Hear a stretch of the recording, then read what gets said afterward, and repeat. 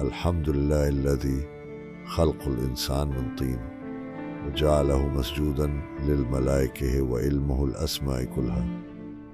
محترم مومنین و مومنات، آج ہم اس عظیم ہستی کے ذکر خیر سے اپنے دل و دماغ کو منور کریں گے جنہیں اللہ نے اپنے ہاتھ سے خلق کیا اور پھر فرشتوں سے سجدہ کروایا۔ وہ ہستی حضرت آدم علیہ السلام ہیں، لیکن سوال یہ ہے کہ انہیں آدم کیوں کہا گیا؟ کیا یہ محض ایک نام ہے؟ نہیں، اس نام میں انسانیت کا راز پوشیدہ ہے۔ حضرت امام جعفر صادق علیہ السلام سے ایک معتبر روایت ہے جو عبداللہ بن جعفر حمیری کے ذریعے ہم تک پہنچی۔ امام علیہ السلام نے فرمایا، آدم کا نام آدم اس لیے رکھا گیا کیونکہ وہ عدیم الارض، زمین کی سطح سے پیدا کیے گئے تھے۔ یہ کوئی عام زمین نہیں تھی، بلکہ اللہ نے مٹی کی وہ پرت چنی جو نرم، پاک اور نفع بخش تھی۔ آدم کا مادہ ہے، ادم ادیم کہتے ہیں زمین کی اوپری تہہ کو، یعنی آدم وہ ہے جسے عدیم الارض سے بنایا گیا۔ اس سے ہمیں 3 حکمتیں ملتی ہیں۔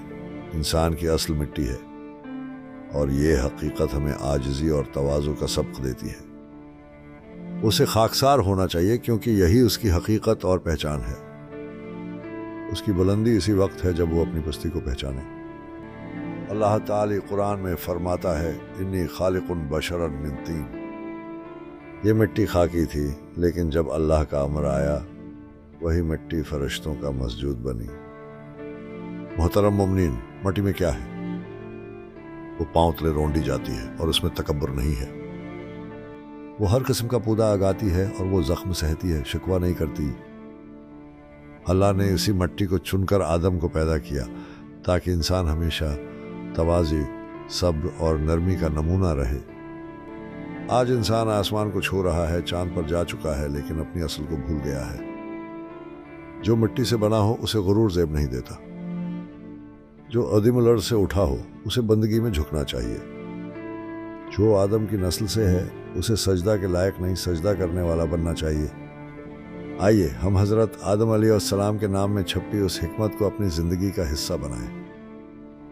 ہم اپنی حقیقت کو پہچانیں، ہم غرور و تکبر کو چھوڑیں، ہم مٹی جیسے بن جائیں، نرم، سخی، بردبار۔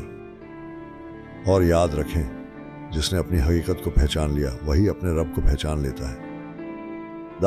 اے پروردگار، ہمیں حضرت آدم علیہ السلام کی سنت پر چلنے کی توفیق عطا فرما، ہمیں مٹی جیسی عاجزی عطا فرما، ہمیں ان لوگوں میں شامل فرما جو اپنی اصل کو یاد رکھتے ہیں اور تیری معرفت کی راہ پر چلتے ہیں۔